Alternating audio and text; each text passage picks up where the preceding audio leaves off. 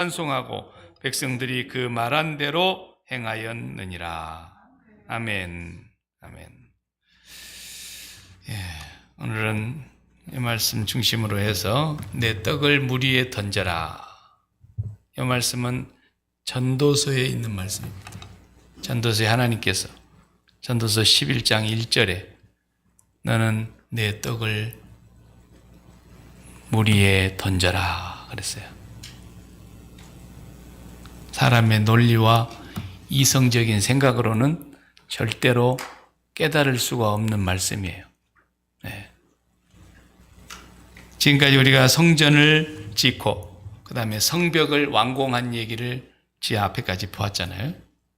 지난주까지. 한 손에는 연장 들고 한 손에는 무기를 들고 그리고 산발락과 도비아를 중심으로 해방하는 사람들이 공격에 올 것을 대비해서 그들이 이제 아이고 쟤들이 우리 눈치를 다 채가지고 우리는 이제 해볼 수가 없겠다 포기했는데도 느헤미야는 오히려 더 철저하게 무장을 시켰습니다. 그래가지고 공사를 끝냈습니다.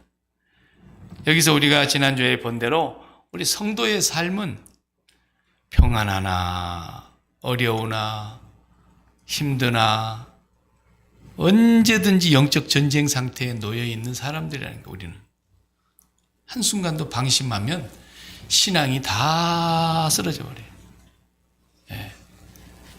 예수 안 믿는 사람하고 똑같이 돼버린다니까요. 그냥 방심하고 기도 안 하고 말씀도 사모하지 아니하고 하나님을 바라보지 아니하고 십자가를 바라보지 아니하고 이렇게 살아봐요.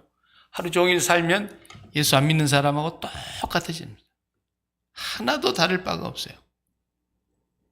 그렇기 때문에 마귀는 교회 가는 것도 안 막고 교회 가서 봉사하는 것도 막질 않아요. 그것이 전부가 아니기 때문에 가장 핵심은 그게 아니란 말이에요. 그래서 성전을 가운데 지어놓고 성막을 쌌어요. 성벽을 높이 쌌다 이 말이에요. 그것은 뭐냐?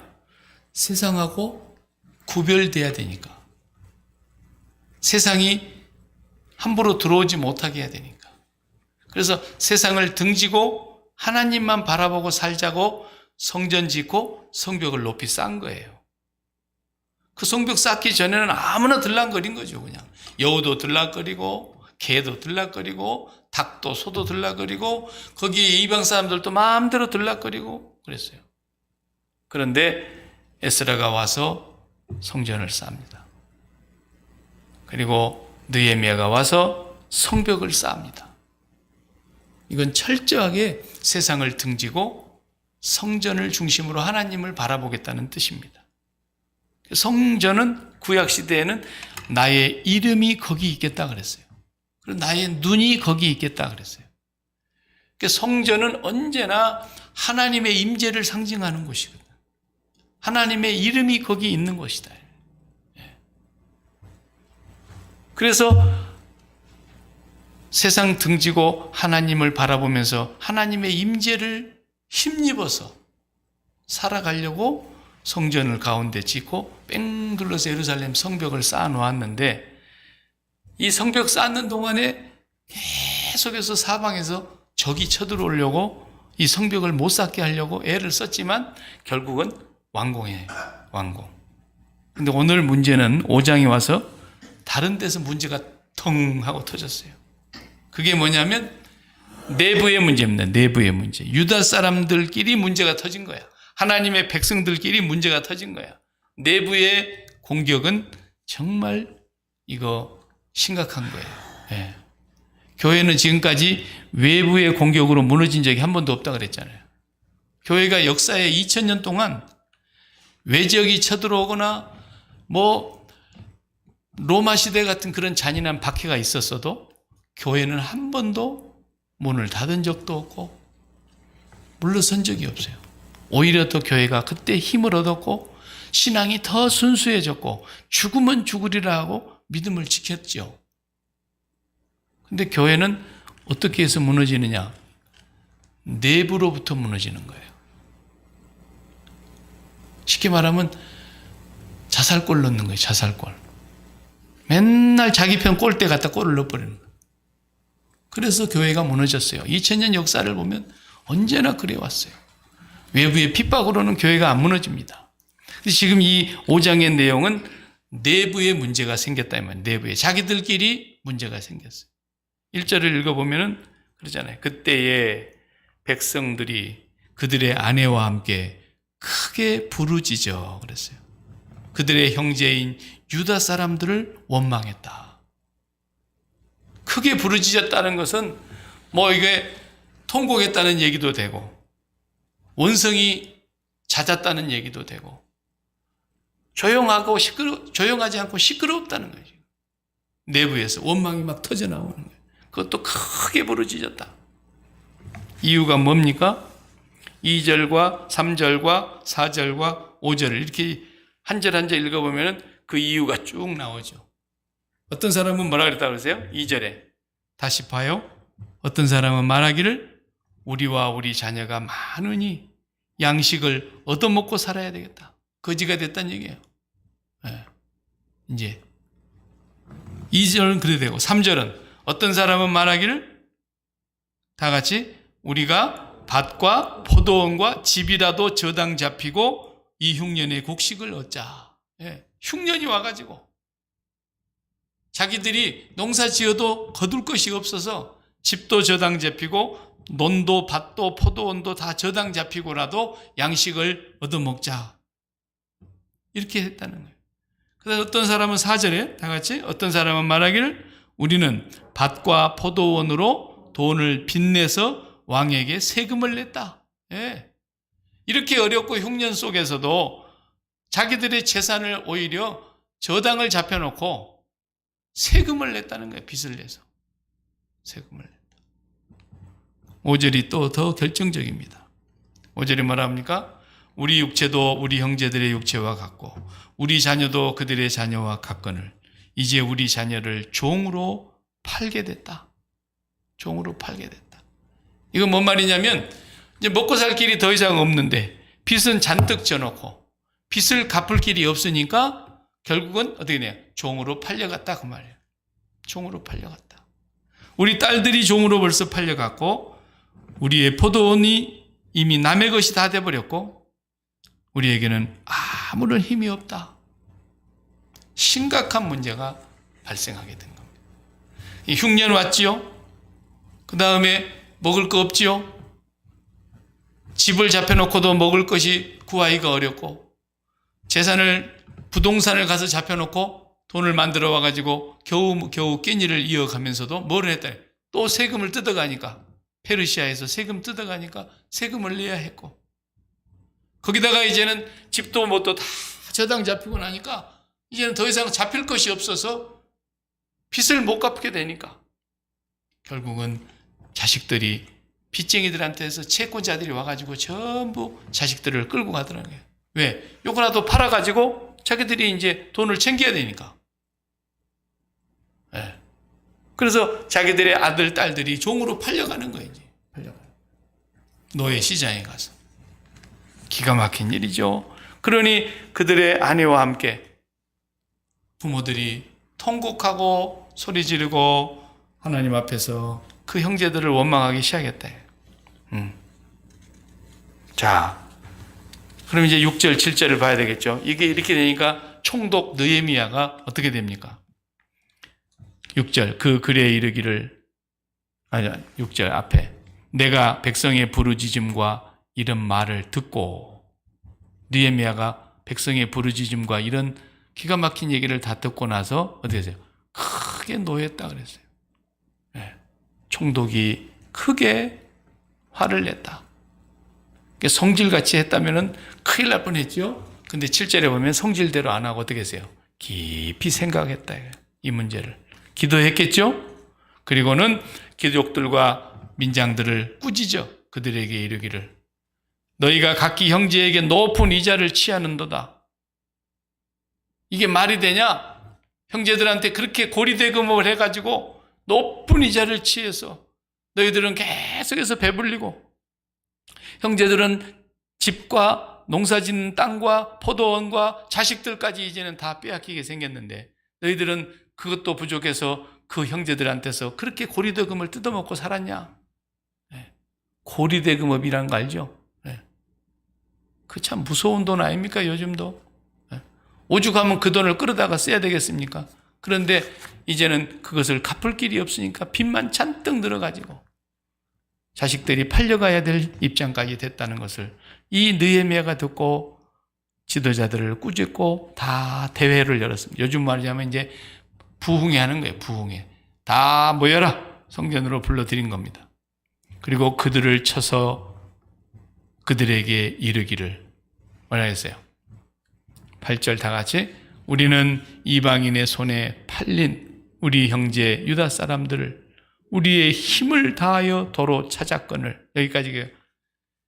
자기들은 예전에 이 나라가 망하고 페르시아에 지금 종노릇하고 있고 바벨론에 70년 종노릇하고 있고 그러다가 거기 가서 잘 사는 사람도 들어있지만은 대부분이 다 거기 가서 머슴살이하고 종살이하고 노예처럼 사는데 이제 이 사람들을 다시 고국으로 데려오려고 해서 그들에게 가서 다 한 사람 한 사람 몸값을 지불하고 자기 동족들을 사가지고 자들 구해내가지고 여기 돌아왔는데 힘을 다해가지고 우리 동족들을 다시 돈 주고 빚 갚고 그리고 데려왔는데 그 말이에요. 그런데 어떻게 해요? 너희는 너희 형제를 팔고자 하느냐? 너희는 너희 형제를 팔아먹냐? 기가 막힌 얘기 아닙니까? 기가 막힌 얘기. 그러면서 9절을 같이 읽어보세요. 또 너희가 이르기를 또 내가 또 이르기를 너희의 소행이 좋지 못하도다. 우리의 대적 이방 사람의 비방을 생각해라는 거예요. 얼마나 이방 사람들 우리를 비방하고 조롱하고 비웃겠냐는 거예요. 예? 생각을 해봐라 너희들이. 우리는 저 페르시아 땅에서 종살이하는 우리 동족들 한 사람이라도 더 사갖고 오려고 그들이 다 노예 생활하고 빚쟁이 생활을 하는데 거기서 빚 갚아주고 노예 생활해서 우리는 한 명이라도 더 찾아오려고 동족들을 찾아서 고국으로 데려왔건만 너희들은 여기서 우리 동족들의 피를 빨아먹으면서 동족들을 종으로 다시 팔아먹기로 작정을 했냐? 이 모습을 본 이방 사람들이 얼마나 조롱하겠냐 우리를. 얼마나 우리를 비웃겠냐라는 거예요. 그러려면 우리가 성벽 왜 쌓냐는 거죠. 왜? 아니 세상하고 똑같이 살려면 우리가 성벽 왜 쌓고 성전 왜 지었냐는 거예요. 우리는 그렇게 살지 않으려고 성전 짓고 성벽을 쌓았는데 그 안에서 세상하고 똑같이 살려면 요즘 말로 이걸 가져와 보면 무슨 얘기입니까? 예배당 안에서 사는 사람들과 예배당 밖에서 사는 사람들, 주일이면 교회 예배드리러 가는 사람들과 예배하지 아니하는 세상 사람들과 다른 점이 하나도 없다고 한다면 예배당은 뭐 때문에 짓고 뭐 때문에 거기 교회 가가지고 거기서 밥에 먹고 지들끼리 저런다냐? 세상하고 똑같은데 그 말 아닙니까? 아니 저들이 세상에 우리는 그 머나먼 바벨론 땅에서 포로로 살다가 비참하게 살던 사람들을 한 목숨이라도 더 건져오려고 그 많은 돈을 들여서 그들을 찾아왔건만 고향에 데려다 놨더니 이 같은 동족끼리 고리대금업을 하는 부자들이 말이죠. 이 동족들의 피를 빨아먹고 있더라는 거예요. 이제는 죽게 생겼으니까 가정생활이 파괴되는 거죠. 최저 생활도 안 되는 거죠. 그러니 그 부인들이 살아도 살 수가 없으니까 부르짖었던 거예요. 이대로 가만히 있자니 자식들이 다 팔려나가는 걸. 세상엔 너희가 이방 사람들의 비방을 생각했어야지. 그러면서 그 다음 말씀 9절의 마지막 번에 비방을 생각하고 우리 하나님을 경외하는 가운데 행할 것이 아니냐. 이 말이 무슨 말입니까? 하나님을 경외한다면, 너희들이 진짜로 하나님을 경외한다면 우리 동족, 우리 이웃, 우리 형제와 우리 자매들을 이렇게 할 수 있냐 이 말. 하나님을 사랑하고 마음을 다하고 뜻을 다하고 힘을 다하여 하나님을 사랑하고 또 둘째는 그와 같으니 내 이웃을 내 몸과 같이 사랑하라 하는 것이 모든 율법의 가르침인데 너희가 세상에 그럴 수가 있냐라는 거죠. 하나님을 정말로 경외한다면 너희가 이웃에게 이렇게 할 수가 있느냐? 그러니까 저 사람들이 잠잠해 아무 말도 못했다 그랬어요. 8절 마지막 절. 그들이 잠잠하여 말이 없기로. 왜? 할 말이 없지요, 정말로. 그러니까 오늘날도 교회나 세상이나 똑같다고 한다면 이건 정말 심각한 거죠. 참 가슴 아픈 얘기지만 우리가 예전에는 그런 소리를 들어본 적이 없어요. 근래에 와서 그런 소리를 듣지. 아무리 교회가 부족하고 교회가 모자라고 그래도 교회가 개독교라는 말은 듣질 않았어요. 제가 중학교 다니고 고등학교 다니고 어린 시절에 그런 얘기를 들어본 적이 없어요. 근데 요즘은 그냥 기독교라고 하지 않잖아요. 개독교라고 그러지. 개독교. 우리가 옛날에 찰떡이 있으면은 개떡이 있는 것처럼, 이건 개 기독교라는 거예요. 개 기독교. 가짜다는 거예요. 가짜. 안 믿는 사람들도 알아. 왜? 교회 예배당 지어놓고 그 안에서 하는 짓거리가 밖에서 지들이 하는 것하고 똑같거든. 그러니까 개독교죠. 그 말을 듣기를 우리가 가슴 아프다고만 생각할 일이 아니라 왜 그런 소리를 듣는가를 우리가 잘 생각해야 될 거예요. 오늘날 교회가. 세상이 세습하면 교회 안에서도 세습하고, 세상에서 높은 자리에 올라가려면 돈 써야 되는데 교회에서도 높은 자리에 올라가면 돈 써야 되고, 그 성벽 세워놓고 예배당 지어놓고 하는 짓거리가 똑같잖아요. 안 하고 바꾸고. 그러니 느헤미야가 그런 소리 하는 거예요. 이방 사람들이 우리를 비방할 것을 생각 안 해봤냐? 너희가 정말로 하나님을 경외한다고 할 것 같으면 어떻게 형제들에게 이웃들에게 이렇게 할 수가 있느냐? 그들을 부끄럽게 하고 그들에게 책망하고 꾸짖었다 이 말. 그래서 성전을 왜 지었습니까? 하나님을 바라보고 하나님으로부터 우리가 힘을 얻고 하나님으로부터 우리가 은혜를 받아서 하나님으로부터 우리가 생명력을 얻어서 그 생명력을 가지고 저 세상에 있는 사람들에게 하나님을 증거하려고 그런 거 아니냐. 하나님을 증거하려고. 그래서 여호와를 앙망하는 자는 새 힘을 얻으리니 성전을 향하여 날마다 주님을 바라보고 날마다 주님으로부터서 오는 하늘의 신령한 힘을 얻어서 새 힘을 얻어가지고 성전 밖으로 나아가서는 세상에서 하나님 믿는 사람들이 하나님을 나타내는 삶을 살려고 성전 지었는데 성전 지어놓고 울타리 세워놓고 지들끼리 안에서 하는 짓거리 보니까 더해. 그러니까 이것은 느헤미야가 보니 기가 막힌 일이다 이거죠.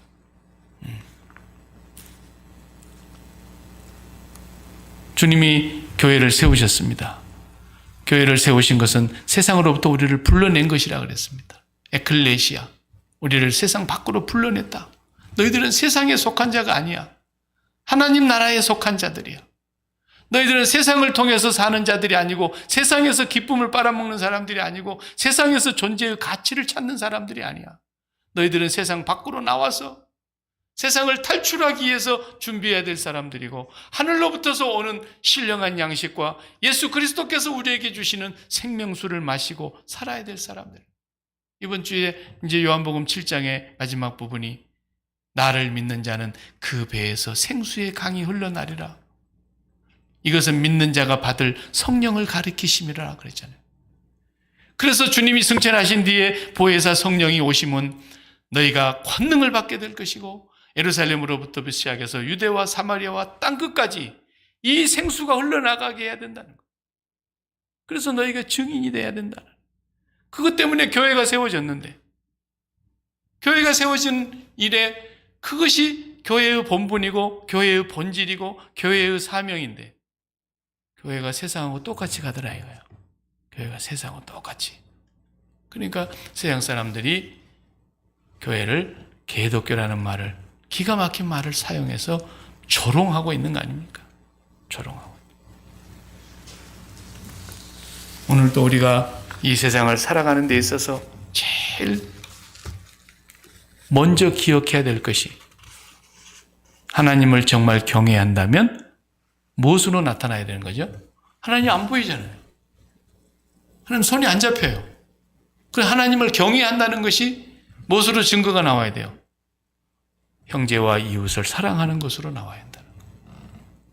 형제와 이웃을 사랑하는 마음이 하나님을 경외하는 마음으로 증거가 되는 거예요. 증거가.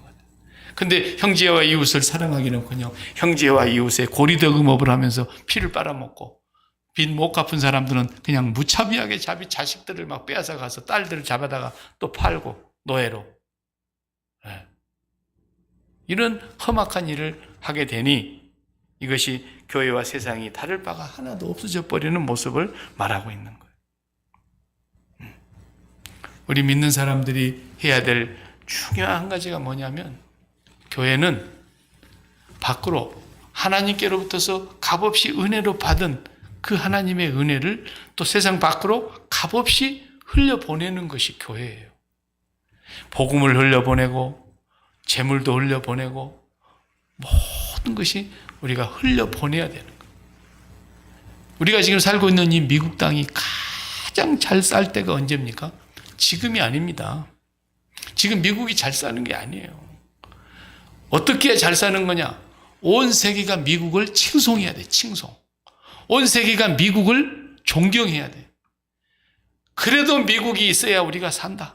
미국이 없으면 우리가 어떻게 살겠냐? 미국이라는 나라가 이 땅에서 정말 고마운 나라다 하면서 모든 사람들이 미국이라고 하면은 함부로 말하지 않고 미국을 고맙게 생각하는 그런 때까지가 미국이 제일 잘 살 때였습니다. 돈이 많다고 잘 사는 게 아니잖아요. 돈 많은 부자라고 진짜 부자가 아니잖아요. 어떤 부자가 진짜 부자입니까? 그 동네 사람들이, 그를 아는 사람들이 칭송해야 부자입니다. 진짜 그 사람은 부자인 거예요. 돈이 많고 적고를 떠나서 돈이 많이 있는 부자라 할지라도 사람들이 아유 세상에 저런 스크루지 영감 같은 거, 아이고 세상에 저런 고약한 사람, 놀부 같은 사람 이러면 그게 무슨 부자입니까? 부끄러운 거죠. 사람들에게 손가락질 받죠. 미국이 가장 존경받을 때가 언제입니까? 미국에 그 하나님이 거저주시는 이 복을 막 세상 밖으로 흘려보낼 때, 그래서 전쟁으로 어려운 사람들 도와주고 가난한 사람들 도와주고 정말로 우리 대한민국이 전쟁으로 그냥 완전히 잿더미가 됐을 때도 미국은 우리를 그 잿더미에서 이렇게 세우기 위해서 얼마나 많은 돈을 투자했습니까? 배고팠던 시절에 다 그래도 미국에서 강냉이라도 주고 우유라도 주고 그리고 먹고 살았습니다. 정말로 미국이 하나님께로부터 받은 그 은혜를 흘러넘치게 할 때 미국은 세계에서 존경받는 나라였고 어디를 가도 미국 환영했습니다. 근데 지금 보세요. 제일 위험한 게 미국 시민권 여권입니다. 외국에 나가면. 물론 자유우방국가야 그렇지 않지만은 이제는 별로예요. 네. 미국 사람들 신변이 위험합니다. 미국을 욕합니다. 그러니까 이제는 미국이 정말로 하나님의 은혜가 점점 없어져 간다는 뜻이에요. 그게. 하나님 은혜가 막 쏟아져 내려올 때 그것을 흘려보냈을 때는 미국은 세계에서 존경받고 칭송받는 그런 나라였습니다. 그러니까 하나님의 백성들이 살아가는 데 있어서 가장 중요한 원칙이 뭐냐면 값없이 받은 은혜, 이것을 값없이 흘려보내야 된다는 겁니다. 70년 뒤에 그 동족을 하나님께서 해방시켜 줬고 아브라함과 약속했던 언약의 땅으로 다시 돌아오게 해줬습니다. 한 명이라도 더 데리고 오려고 돈을 써서라도 빚을 갚아주고 노예 생활하던 사람들을 다 고향으로 데려왔습니다. 오늘 본문에 그러지 않습니까? 우리는 한 명이라도 더 데려오려고, 우리는 한 사람이라도 더 데려오려고 그렇게 애를 썼는데 8절에 그러잖아요. 그들에게 이르기를 우리는 이방인의 손에 팔린 우리 형제 유다 사람들을 우리의 힘을 다하여 도로 찾았거늘 너희들은 그것들을 도로 팔아먹구나. 우리 교회도 지난 10년을 생활을 잠깐만 돌아봐도 우리가 많이 베풀고 살았어요. 자랑할 것이 없지만, 자랑할 거 하나도 없지만 하나님께서 받은 은혜를 우리가 어떻게 해서든지 더 나누자, 더 흘려보내자. 그래서 예배당을 지어주는 일에도 보니까 10만 불 이상을 썼더라고요. 선교사들을 파송해서 계속 지원하는 일에도 10만 불을 썼고, 계속해서 우리가 지금도 흘려보내고 있는 거예요. 흘려보내고.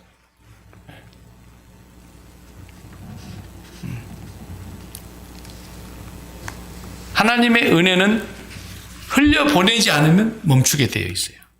이게 은혜니까. 은혜니까. 그래서 우리가 사해바다라고 왜 그래요? 죽음바다, 데드 씨잖아요.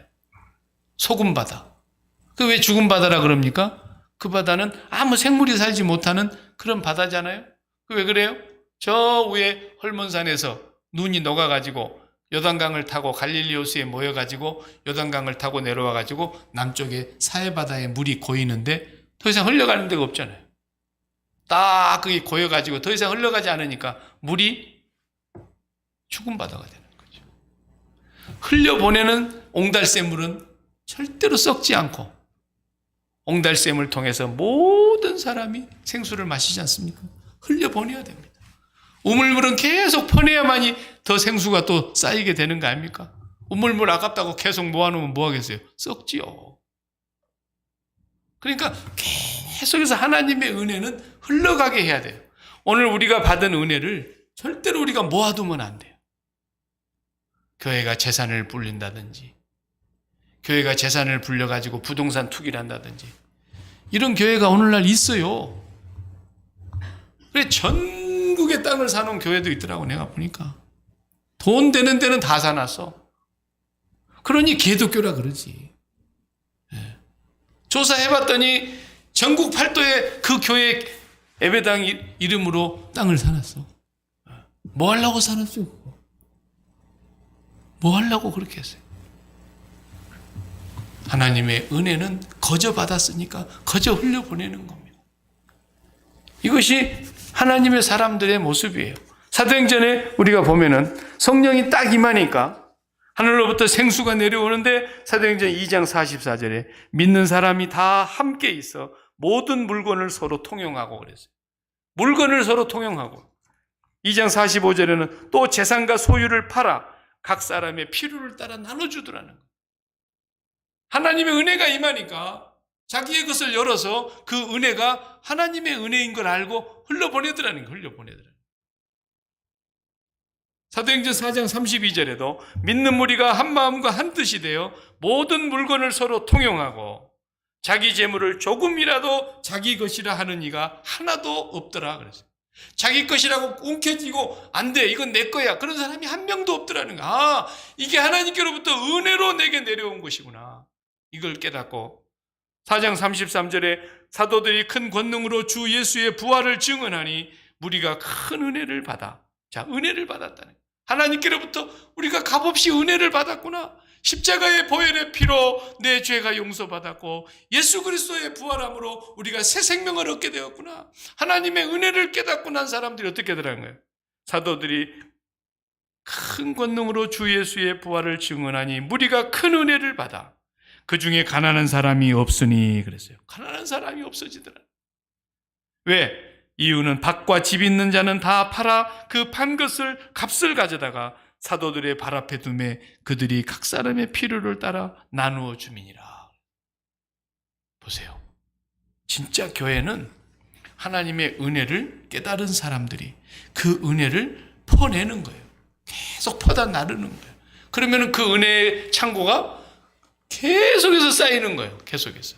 하나님으로부터. 이게 하나님의 교회가 세상과 다른 점이에요.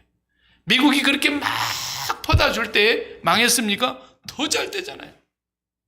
미국이 우리 대한민국만 하나만 따져놓고 봐도 학교 지어줬죠. 병원 지어줬죠. 교회 지어줬죠. 조금이라도 공부하려고 하는 사람들은 다 눈을 띄워줬죠. 그중에서도 특별히 믿음이 있는 사람들은 미국으로 아예 데려와가지고 공부시켜가지고 다시 한국으로 보내서 그들이 지도자가 되게 하고 교육가가 되게 하고 사회사학가가 되게 하고 병원에 가서 일하는 의사가 되게 하고 전부 그렇게 하면서 한 나라가 미국이 받은 은혜를 흘려보냈더니 선교사들을 통해서 그렇게 복을 받고 미국이 얼마나 복을 받았습니까?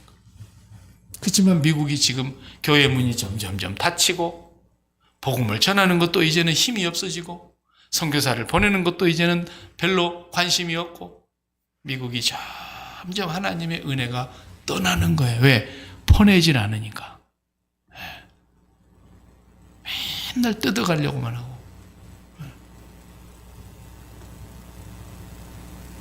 지난주에도 제가 밥 먹다가 그 얘기를 했는데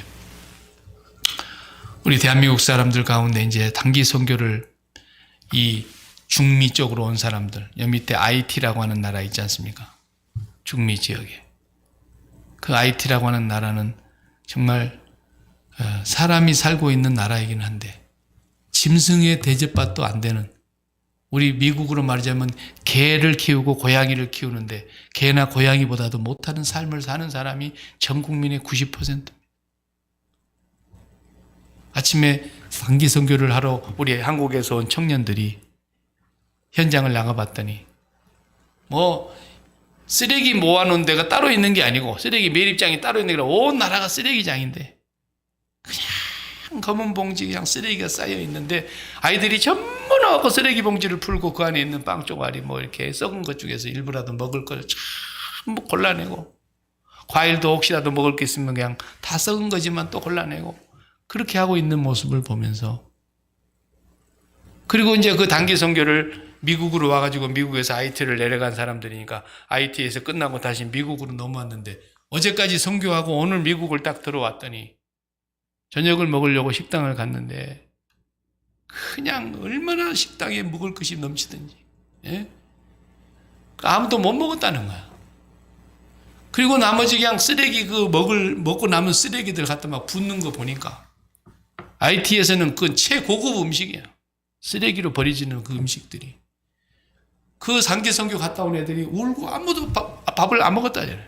밥을 안 먹었다. 네.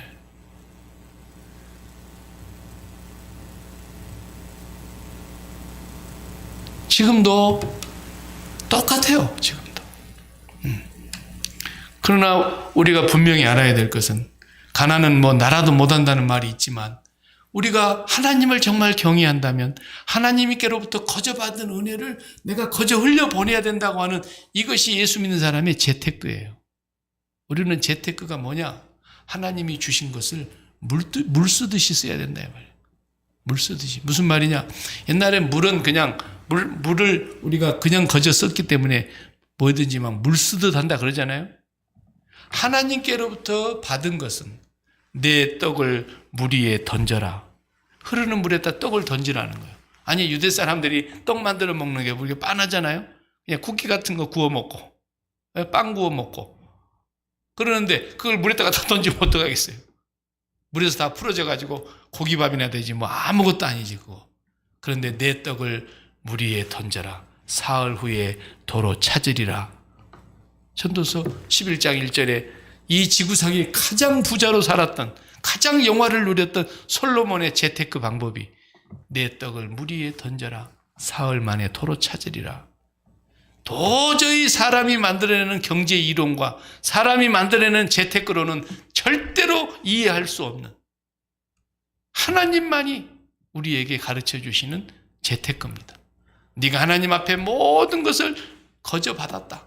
너희가 빈손으로 태어났지 않느냐? 그리고 일할 힘을 주었고 일할 지혜를 주었고 일할 기회를 주었고 하나님이 주신 모든 은혜를 우리는 흘려보내려고 하는 마음가짐이 있어야 한다.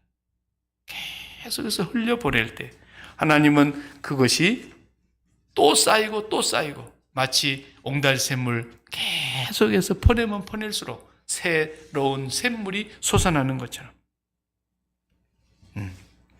그래서 19절 말씀 우리가 다 읽질 않았는데 마지막 절 읽어보겠어요. 5장 19절에 느헤미야가 이렇게 기도합니다. 내 하나님이여, 내가 이 백성을 위하여 행한 모든 일을 기억하사 내게 은혜를 베푸시옵소서 그랬어요. 하나님이여, 내가 이 백성을 위하여 행한 모든 일을 기억하사. 뭔 일을 했길래? 느헤미야가 이 백성을 위하여 행한 모든 일을 기억해 달라고 얘기하는 거예요. 자, 그 일이 뭔가 봅시다. 14절부터 우리가 읽질 않았지만 한 절씩 읽어보겠어요. 14절. 또한 유다 땅 총독으로 세움을 받은 때 곧 아닥사스다 왕 제20년부터 32년까지, 그러니까 12년이죠. 12년 동안은 어떻게 했어요? 내가 내 형제들이 총독의 녹을 먹지 아니하였느니라. 나와 내 형제들이 총독의 녹을 받지, 쉽게 말하면 뭐예요? 총독으로서 받아야 될 세금이 있어요. 백성들에게 거둬들일 세금. 은 얼마를 거둬야 한다 그랬어요? 40세겔. 그리고 양식과 포도주와 은 40세겔을 그들에게서 매일 받아야 될 사람이에요. 그런데 어떻게 했다고 그랬어요? 15절에 나보다 먼저 있었던 총독들은 백성에게서 양식과 포도주와 은 40세겔을 그들에게서 빼앗았고 또한 그들의 종자들도 백성을 압제하였으나 나는 하나님을 경외함으로 이같이 행하지 아니하고 그랬어요. 보세요. 진짜 하나님을 경외하는 사람은 그렇게 안 했다는 거예요. 자기가 마땅히 받을 수 있는 총독의 녹을 받지 아니했다는 거예요. 하나님을 경외하였기 때문에 그렇게 말하고 있습니다. 그 다음에 또 16절에 보세요. 도리 어떻게 했다 그랬어요? 이 성벽 공사에 힘을 다하며 땅을 사지 아니하였고 내 모든 종자들도 모여서 일을 하였으며 또 내 상에는 유다 사람들과 민장들 150명이 있고 날마다 같이 밥 먹는 사람이 150명이 한 상에서 먹는 사람. 그 외에도 우리 주위에 있는 이방 족속들 중에 우리에게 나아온 자들이 있었는데 매일 이방인들을 위해서도 뭐 했어요? 매일 나를 위하여 소 한 마리와 살찐 양 6마리를 준비하며 닭도 많이 준비하고 열흘에 한 번씩은 각종 포도주를 갖추었나니 비록 이같이 하였을지라도 내가 총독의 녹을 요구하지 아니하였으면 이 백성의 부역이 너무 힘들었기 때문이다. 이렇게 자기 재산을 풀어가지고 하루에 자기에게서 밥상에서 같이 밥 먹는 동족이 150명. 그리고 이방인들 또 오면은 소 잡아주고 닭 잡아주고 이렇게 고기를 먹이면서 그럼에도 불구하고 자기는 총독의 녹을 받지 아니하고 그것이 19절이에요. 내 하나님이여 내가 이 백성을 위하여 행한 모든 일을 기억하사 지난 12년 동안 내가 이렇게 했음을 하나님이 아시지 않습니까? 그랬어요. 그러면서 뭐라 했어요? 내게 은혜를 베푸시옵소서. 요 말이 중요한 거예요. 요 말을 잘못 해석하면 사람들이 하나님 내가 이렇게 12년 동안 총독의 녹도 받지 않고 백성들에게 이렇게 많은 걸 베풀었으니까 나에게 복을 주시옵소서 그런 얘기가 아니에요. 무슨 말이냐? 하나님 내가 이 백성들 하나님을 경외함으로 내가 이 백성들에게 하나님의 은혜를 거저 흘려보냈습니다. 12년 동안 계속 흘려보냈습니다. 그런데 하나님 나를 통해서 계속해서 은혜를 부어 주시옵소서 그 말이에요. 거저 받는 것이 은혜 아닙니까? 공짜 아닙니까? 공짜. 값없이 받는 은혜. 값없이 주는 것도 은혜고 값없이 받는 것도 은혜고 하나님 나에게 계속 은혜를 부어 주시옵소서. 왜? 나를 통해서 이 은혜가 흘러가게 해 주시옵소서. 이 은혜의 통로가 되게 해 주시옵소서. 내가 하나님 앞에서 하나님을 경외함으로 이 백성과 이웃과 형제들에게 하나님의 은혜를 거저 베풀어 싸우리. 나에게 이 은혜가 끊어지지 않고 흘러가는 통로가 되게 해 주시옵소서. 그렇게 기도했단 말이에요. 이게 진짜 예수 믿는 사람입니다. 우리도 그렇게 기도해야 돼. 하나님, 내가 많이 쥐고 있는 것이 은혜가 아닙니다. 내가 쌓아놓은 것이 은혜가 아니라 나를 통해서 계속해서 하나님의 은혜가 흘러가게 해 주시옵소서. 그러면 하나님 은혜가 끊어지질 않는 거예요. 우리 교회도 계속해서 퍼내면 하나님 은혜가 계속해서 내려올 줄로 믿습니다. 아, 저기다 부어주니까 저것들은 지들이 그냥 꽉 쥐고 있지 않고, 저것들은 지들이 그냥 부동산 사지 아니하고, 지들이 그냥 교회에다 어디 땅 살 때 또 있는가 이런 거 보지 않고 계속해서 흘려보내니까 하나님이 이 교회를 복을 주셔서 은혜를 부어주실 거라 이 말이죠. 우리가 흘려보내지 않으면 하나님의 은혜가 끝나버리는 거예요. 그래서 내 떡을 물 위에 던져라. 받을 생각할 사람이 물 위에다 어떻게 떡을 던집니까? 그런데 하나님 말씀하십니다. 내가 사흘 위에 도로 찾으리라. 하나님의 은혜가 끊어지지 않을 거라는 약속인 거예요. 우리는 언제나 손을 펴는 사람이 돼야 돼요. 언제나 나를 통해서 수도꼭지에 물을 열면은 팍팍 쏟아지는 것처럼 내가 축복의 통로가 돼야 되겠다. 이런 마음으로 하나님 앞에 기도하고 그렇게 살아가는 사람이 되는 것이 바로 하나님의 백성이요 하나님을 경외하는 자들의 삶이라는 것을 오늘 느헤미야를 통해서 우리에게 보여주고 있는 것입니다. 기도하십시다.